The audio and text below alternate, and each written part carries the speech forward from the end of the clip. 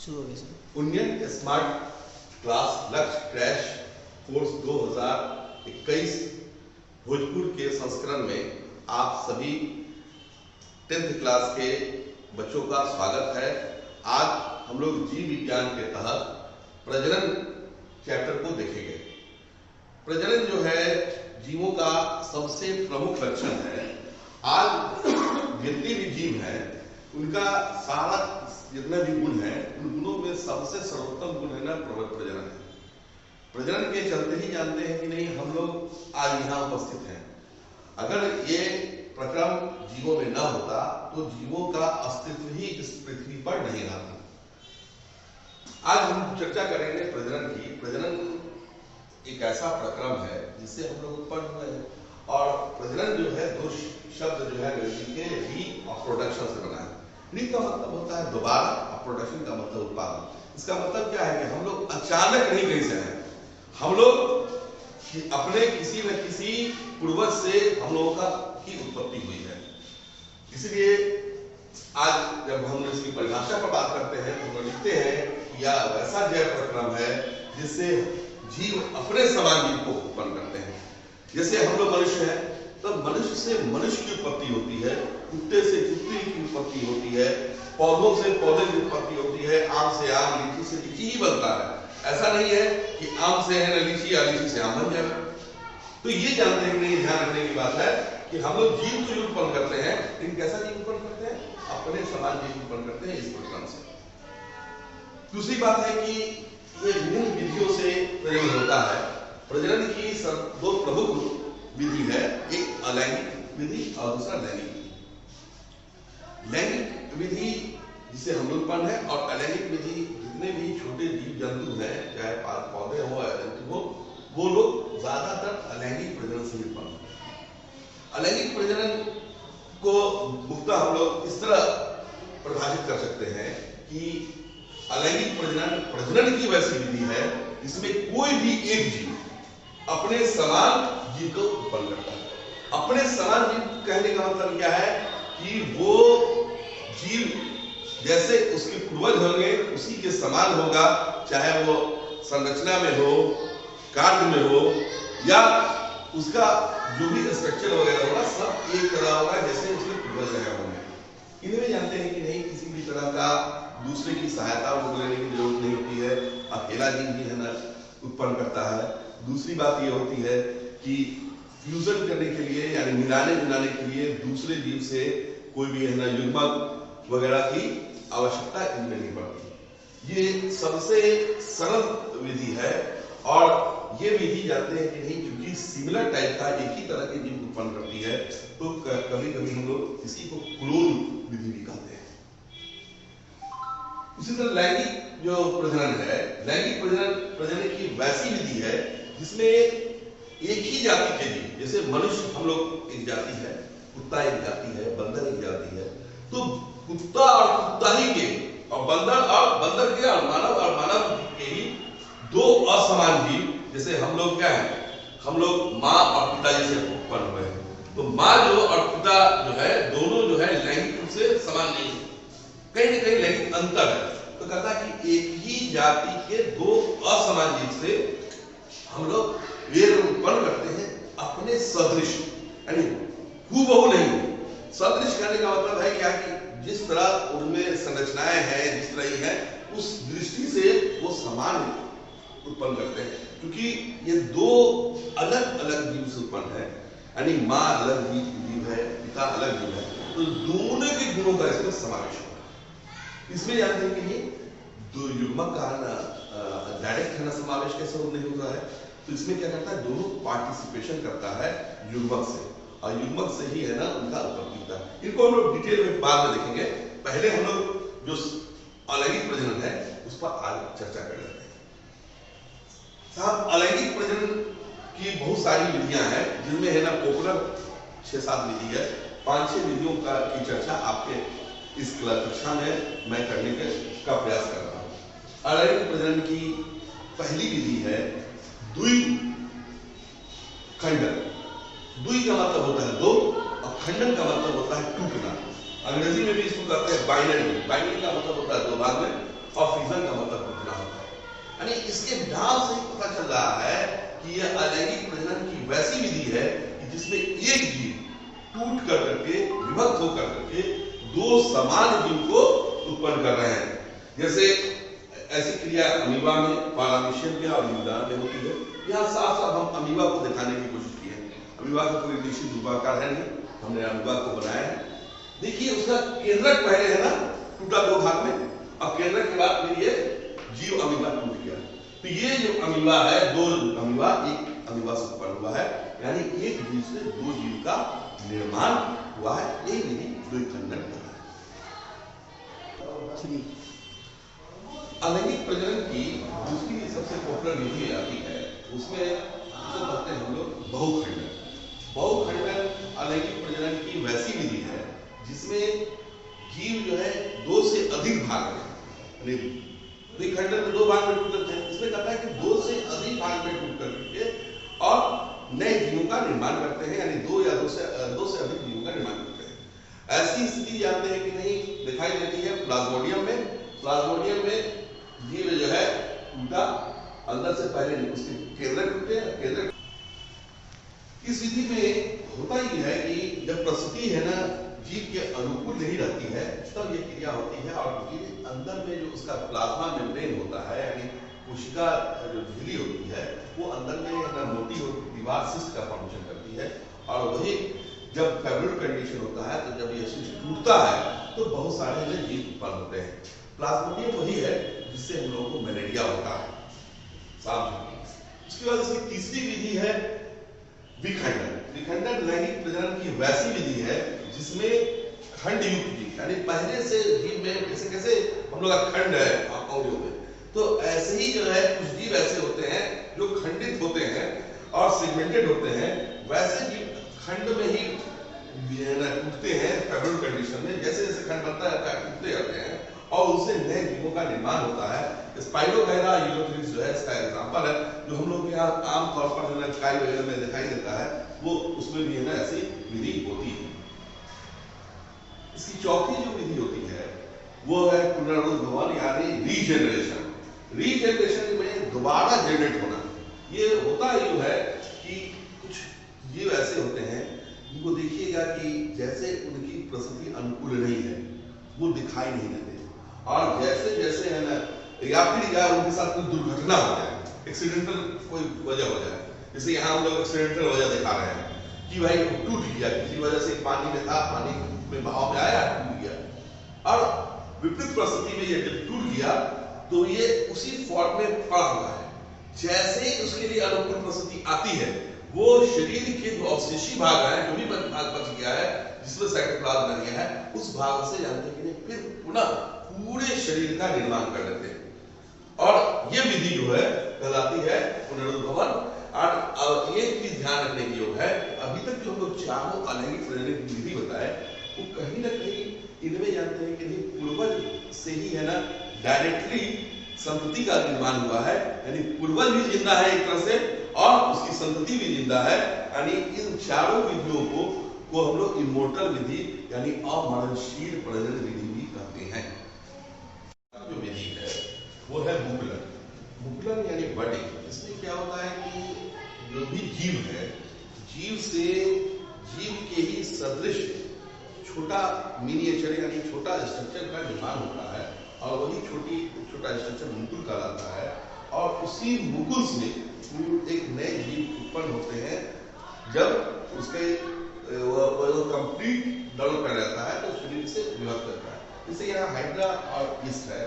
Hydra के case में क्या होता है कि ये जब उत्पन्न होते हैं मुकुल, तो मुकुल के आधार से ही है ना मुकुल अलग हो जाते हैं, और है ना इसमें है ना प्रजनन इस विधि से होता है। जबकि है ना इसकी मुकुलन का एक उदाहरण है, लेकिन इसमें क्या होता है कि मुकुल का जो निर्माण होता है, जो नए मुकुल होते हैं तब तक अलग नहीं होते हैं जब तक उनसे फिर मुकुलन आरंभ नहीं होता। यानी ये है ना लगातार चलने वाली पद्धति पर ना आधारित है। वैसे एक मुकुलन का इंटरनल यानी आंतरिक मुकुलन का उदाहरण स्पंज दिया जाता है, इसको है ना उच्च क्लास में आपको पढ़ाया जाएगा। अगली छठी जो विधि है वो बीजाणु जनन है। यानी बीजाणु वैसे भाग करते हैं जो बीज जैसा है, इसे है ना लैंगिक प्रजनन में बीज से ही नए जीव का निर्माण होता है, नए पौधे बनते हैं। यहाँ बीज के सदृश ही अलैंगिक प्रजनन में जीव जो है स्वयं को फैलाने के लिए है ना विपरीत परिस्थिति में क्या करता है, बीजाणु का निर्माण करता है तथा नए बीजाणु जो है वो उनको जहां भी हवा के माध्यम से, जल के माध्यम से जब भी है ना उनको फैलाव का मौका मिलता है तो वो अनुकूल परिस्थिति में जाकर करके नए कॉलोनी का निर्माण करते हैं। नए जीव है ना कॉलोनी का निर्माण जो होता है वही पद्धति कहलाती है बीजाणु जनन। अरे बीजाणु जनन में ये बात जो रखी जाती है कि इसमें कुछ बीजाणु ऐसे होते हैं जो मूव करते हैं यानी प्रचलनशील होते हैं, कुछ बीजाणु अपनी ही जगह पर है ना लगातार जो है निर्मित होते जाते हैं। तो वैसे बीजाणु अचलनशील भी है और चलनशील भी है। चलनशील बीजाणु में हवा और पानी माध्यम होता है। अलैंगिक प्रजनन की अगली विधि है कायिक परिवर्तन। कायिक परिवर्तन वेजिटेटिव प्रोपगेशन कहते हैं। इस अलैंगिक प्रजनन में जीव जो है लैंगिक गुण की उपस्थिति के बावजूद भी वो अलैंगिक भाग से ही अपना प्रजनन करते हैं। इसे उदाहरण के तौर पर देखिएगा कि सबसे पॉपुलर चीज है खूबसूरती के लिए अपने फूल के लिए। फूल जो है पौधे का लैंगिक भाग है और हमको आपको पता है कि गुलाब की खूबसूरती किसके लिए है, तो गुलाब की खूबसूरती उसके फूल के चलते ही हम लोग लोकप्रिय है। लेकिन साहब गुलाब को हम लोग लगाते कैसे हैं देखा है आप लोगों ने, सब लोगों ने देखा होगा। हम लोग करते क्या है, गुलाब की टहनियों को लेते हैं यानी उसके तने के भाग को लेते हैं और काटते हैं, अब काट के ही लगा लेते हैं। यानी वो लैंगिक भाग उसमें है, उसके बावजूद भी गुलाब का प्रजनन जो हम लोग अलैंगिक विधि से करते हैं। यही इसी तरह की विधि जो है कहलाती है कायिक परिवर्तन। ये तो जो गुलाब का केस हम बता रहे थे, इस केस में हम लोग क्या किया, हम लोग ने खुद है ना अपने पद्धति को लगाया, यानी ये कृत्रिम पद्धति है जिसमें मानव निर्मित पद्धति है। कुछ प्रकृति भी है ना ऐसी पद्धति को शुरू से करती जा रही है जिसका अनुकूलन हम लोगों ने किया। तो उसमें आइए सबसे पहले देख लीजिए जड़, शकरकंद का जड़ वगैरह ऐसा जड़ है कि जिसमें जड़ से ही जड़ का है ना उत्पत्ति होता है और पूरे है ना वृक्ष का या उसके जो पादप है उसकी उत्पत्ति होती है। तना जो है प्याज, लहसुन, आलू या हल्दी, अदरक सबको आपने देखा है। देखिएगा कि लहसुन के लिए क्या करते हैं हम लोग करते क्या है कि लहसुन के इसको अलग करते हैं, शल्क को अलग करते हैं और उसी शल्क से ही हम लोग रोक करके नए लहसुन के पादप को तैयार करते हैं। तो यानी क्या है कि वो लहसुन जो है तना है पादप का और उस तने से जाते हुए पूरे वृक्ष का निर्माण करते हैं, पूरे पादप का निर्माण करते हैं। तो यानी ये भी प्राकृतिक पद्धति। और एक सबसे है ना पॉपुलर है ना ये है ब्रायोफाइलम। ब्रायोफाइलम हम लोग जिस भोजपुरी क्षेत्र में रहते हैं, ब्रायोफाइलम को हम लोग पत्रचट्टा भी बोलते हैं। पत्रचट्टा जो है यानी ब्रायोफाइलम, इसमें अपने क्या होता है कि वृक्ष है ये, इसकी पत्तियों पर ही पूरे वृक्ष जैसा जो है आकृति पहले डेवलप कर जाती है, यानी इसमें जड़, तना और पत्ती जैसी संरचना निर्मित हो जाती है और जैसे ही है ना परिस्थिति बदलती है ये टूट करके जमीन पर गिरती है और उस जमीन से नए पादप का निर्माण होता है। तो यानी ब्रायोफाइलम जो है ये भी प्राकृतिक विधि से है ना आपका कायिक परिवर्तन। आइए हम लोग जानते हैं कि नहीं ये अप्राकृतिक विधि पर चर्चा थोड़ा करें। अप्राकृतिक विधि में हमने शुरू में ही इंट्रोडक्शन में बताया, ये देखिए गुलाब जो है अप्राकृतिक विधि से कायिक परिवर्तन करता है। तो गुलाब को देखिएगा कटिंग जो लगाया जाता है उसमें ध्यान रखिएगा, पुराने जमाने में है ना ये हम लोग जो आज डॉट पेन का इस्तेमाल करते हैं उसमें नहीं हुआ करता था। तो आपको पता है या देखे होंगे कहीं ना कहीं कि पहले हम लोग कलम लगाते थे और कलम का जो कटिंग करते थे ऐसे हाथ में टेढ़ा। ठीक उसी तरह यहाँ भी टेढ़ा कटिंग किया जाता है ताकि ज्यादा से ज्यादा कोशिकाएं में नए जीव को उत्पत्ति करने की है ना कैपेसिटी रहे। तीसरी बात है कि नहीं कलम लगाने की विधि से गुलाब या आजकल मेहंदी वगैरह इस सब का है ना नए जीव का निर्माण होता है। अगला है दाव लगाना। दाव लगाने में होता क्या है कि कुछ पौधे ऐसे हैं कि जो कमजोर है जिनकी तना, और होता क्या है कि वो तना कमजोर होकर के धरती को टच करने लगते हैं। तो वैसी परिस्थिति में है ना, वो तना अगर छोड़ दिया जाए तो गल जाएगा। हम लोग क्या करते हैं, उसको मिट्टी से दबा देते हैं, और जहां से दबाते हैं वहीं से जड़ का निर्माण हो जाता है। और जैसे जड़ का निर्माण होता है तो उससे नए पौधे विकसित हो जाते हैं, और यही नए पौधा जानते हैं कि नहीं, फिर उसको एक नई जिंदगी देता है, यानी प्रजनन का एक नया विधि है। और चमेली में जो जैस्मिन है वो इसका प्रमुख उदाहरण है, चारों को हम देख सकते हैं। और उसके बाद आता है एक विधि ग्राफ्टिंग। ग्राफ्टिंग ये याद रखिएगा, उसका श्रेय खाली मानव को नहीं है, बहुत सारी पक्षियां भी ग्राफ्टिंग का कार्य कर देती है। कभी कभी आप लोग देखे होंगे कि ऐसा होता है कि है ना, पीपल, आम के पेड़ पर पीपल लग गया, आम के पेड़ पर है ना अमरूद लग गया। ये कैसे हो गया ऐसा? तो कुछ चिड़िया जो है वहां गई और अमरूद खाई और वहीं डाल दी, उसके बीच से नया पौधे उग गए। तो ऐसी विधि ग्राफ्टिंग कराती है, जिसमें मानव की भी होती है और पौधे की भी होती है। ग्राफ्टिंग का जो है ना, ये विधि सबसे पॉपुलर है। अभी हम अलैंगिक प्रजनन की बात कर रहे थे। एक चीज याद रखिएगा कि अलैंगिक प्रजनन की जितनी विधियां हमने आपको बताई, उन 6-7 विधि में ध्यान रखिएगा कि एक नंबर का क्वेश्चन आता है बोर्ड पे, और 1-2 नंबर का क्वेश्चन आता है। तो अगर उस 6 विधि को अच्छे से देख लीजिएगा तो ध्यान रखिएगा कि आने वाले जो बोर्ड परीक्षाएं हैं जो आपके आगामी 3 नंबर का तो क्वेश्चन आपका कंफर्म हो गया। अब जो है हम लोग बात कर रहे हैं लैंगिक प्रजनन से। लैंगिक प्रजनन में आपकी किस्मत अच्छी रही, जैसे 5 नंबर का क्वेश्चन आता है, चाहे पादप और जंतु के लैंगिक प्रजनन में। और उसी तरह अगर किस्मत में आपकी खराब भी रहेगी तो मिनिमम 3 नंबर का इस साइड से क्वेश्चन आएगा ही आएगा। तो आइए हम लोग सबसे पहले है ना, पादप के लैंगिक प्रजनन पर चर्चा करते हैं। देखिए, सबका सब भाग होता है। पादप में जो लैंगिक प्रजनन का भाग होता है वो उसका पुष्प है। पुष्प भी जानते हैं कि पादप का श्रृंगार है। पुष्प जो है वो अगर गौर से देखिएगा, इसके 4 भाग होते हैं। 2 भाग जो होते हैं, जो बाह्य दलपुंज या दलपुंज, ये दिखाने वाले होते हैं, ये लैंगिक कार्य को सहायता पहुंचाते हैं कहीं ना कहीं आकर्षण के श्रेणी में। जबकि 2 भाग जो है पुंमंग, ये जानते हैं कि नहीं, इसका नर भाग होता है, और जबकि जायांग जो होता है इसका मादा भाग होता है। तो जानते हैं कि मादा भाग और नर भाग, ये 2 भाग जो है पुंमंग और जायांग पौधे के है ना ज्यादा इंपॉर्टेंट है। फिर भी है ना, जब भी आता है कभी है ना, एक क्वेश्चन पूछता है अक्सर, पुष्प का नामांकित चित्र बनाइए, उसमें इसको पूरे का पूरा नक्शा बनाना पड़ेगा। तो ध्यान रखिएगा, ये जो निचला और हरा भाग है उसमें यही बादलपुंज है, जो पूरे पुष्प को है ना बांध के रखता है, और इसी में जानते हैं कि नहीं पाया जाता है बाह के बाद आता है दलपुंज का भाग।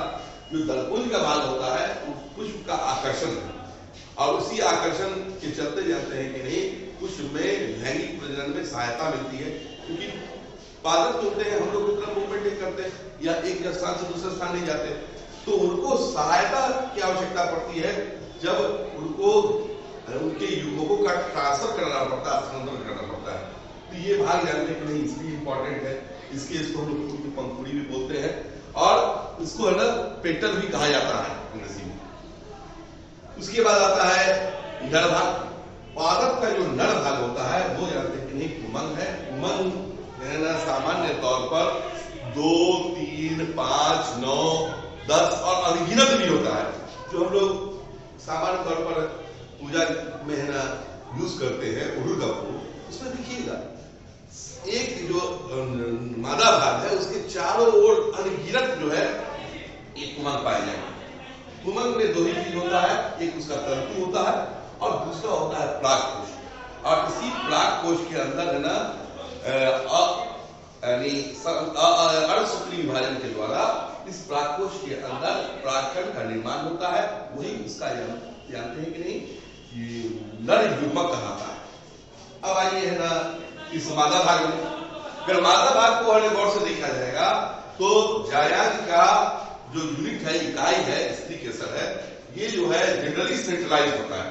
यानी पुष्प को अगर गौर से देखिएगा कोई भी फूल को, उसके बीचों बीच ही जनरली पाया जाता है। वैसे जानते हैं कि नहीं कुछ फूल ऐसे होते हैं जिनमें दोनों भाग अलग अलग होता है, वो एक लिंगी पुष्प कराते हैं। सामान्य तौर पर पुष्प द्विलिंगी है।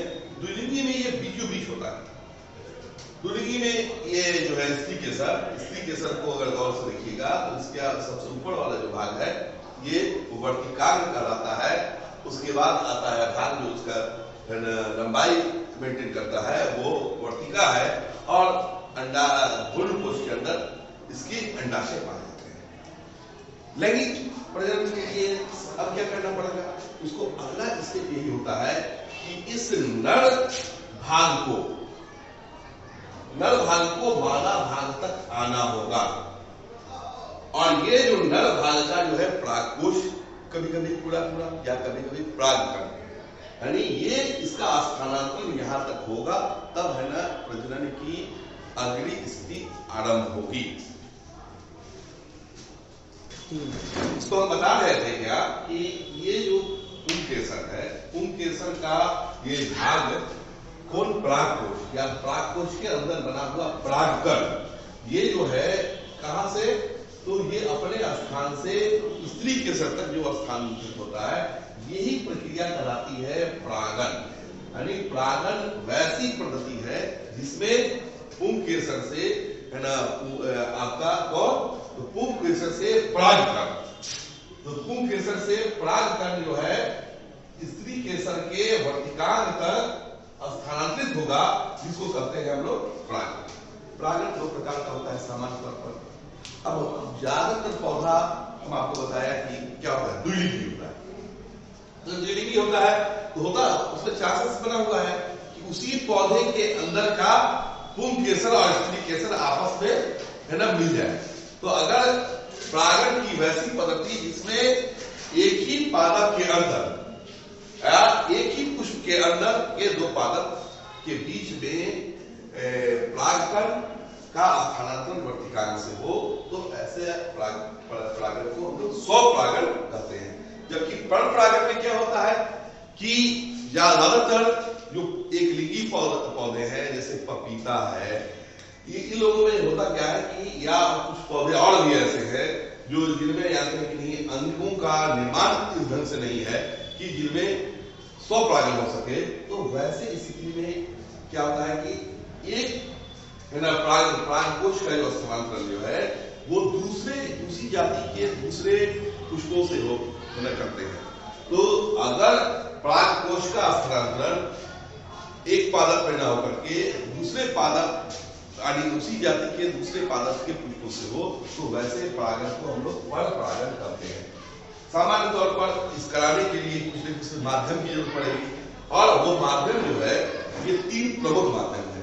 हवा जो माध्यम है, हवा जो है वो क्या कपास वगैरह में हवा से होता है, इसको कहते हैं एनोफाइली एनर्जी में, और हवा के माध्यम से इसमें परागन होता है।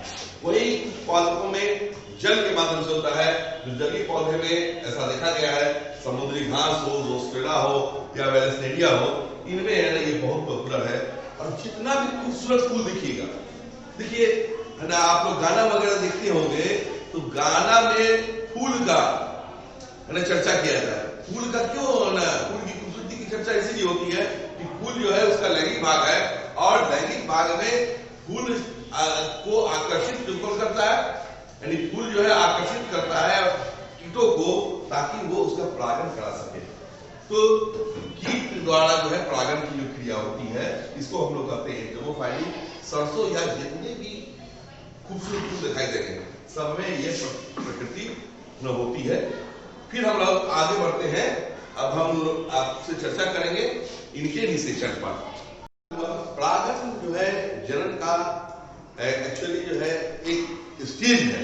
परागन होना जनन होने की है ना एक शर्त मात्र है, वो जनन कंप्लीट होने का अगला नहीं है। जनन होने का अगला जो मुख्य स्टेप है जो वो है निषेचन। निषेचन में क्या होता है कि नर युग्मक और मादा युग्मक दोनों आपस में मिलते हैं, और इससे जाइगोट यानी युग्मनज का निर्माण होता है, और यही है ना नर युग्मक और मादा युग्मक के संलयन को ही हम लोग निषेचन कहते हैं। एक्चुअली होता क्या है कि पौधों में जो आवृतबीजी पौधे हैं, उनमें जो है निषेचन की प्रक्रिया थोड़ी सी जटिल होती है। उनमें निषेचन अगर आप गौर से देखिएगा तो देखिएगा कि उसमें जो नर युग्मक आते हैं वो दो भाग में विभक्त होते हैं। एक जो नर युग्मक है वो है ना धीरे धीरे अंदर में आकर के वो अंडाणु से जुड़ता है और अंडाणु से जुड़ने के बाद वो युग्मक का निर्माण करता है और वही दूसरा जो है वो दो जो ध्रुवीय कोशिकाएं हैं उससे आकर के जुड़ता है और त्रिसंलयन करता है। त्रिसंलयन क्योंकि यहाँ पर दो जगह युग्मक का संलयन हो रहा है इसलिए ऐसे निषेचन को हम लोग द्विनिषेचन करते हैं। यानी अर्थात अगर हम लोगों ने देखा कि पादप में प्रजनन का मुख्य अंग जो है फूल है, ज्यादातर फूल जो होते हैं एक लिंगी नहीं होते हैं, द्विलिंगी होते हैं। तो उनमें जो द्विलिंगी होने के चलते है ना आसानी होती है। कुछ पौधे ऐसे भी हैं जो एक लिंगी हैं, जैसे है ना आप पपीता के बारे में जानते हैं। पपीता के साथ साथ है ना तार, खजूर, ये सब भी जो है ऐसे पौधे हैं जो एक लिंगी फूल वाले होते हैं। तो इनमें जानते हैं कि नहीं परपरागण ही होता है और बहुत सारे पौधे ऐसे होते हैं जो द्विलिंगी होते हैं। तो पुष्प में दोनों जो लिंग है वाले जो पौधे हैं उनमें युग्मक जो है मिलता है। युग्मक मिलने की क्रिया को हम लोगों ने बताया आपको क्या, तो परागण, क्योंकि परागकण का जो है उसमें आदान प्रदान होता है। परागकण जो है एक स्थान यानी अपने स्थान से आकर के मादा के वर्तिकांग में करता है। तो पहला स्टेप परागण होता है और दूसरा स्टेप निषेचन होता है। ज्यादातर हम लोगों को है ना आवृत बीजी पौधों से पाला पड़ता है। तो आवृत बीजी में ध्यान यही रखना है कि आवृत बीजी पौधे में निषेचन जो है द्विनिषेचन होता है क्योंकि दो जगह यहाँ संलयन हो रहा है।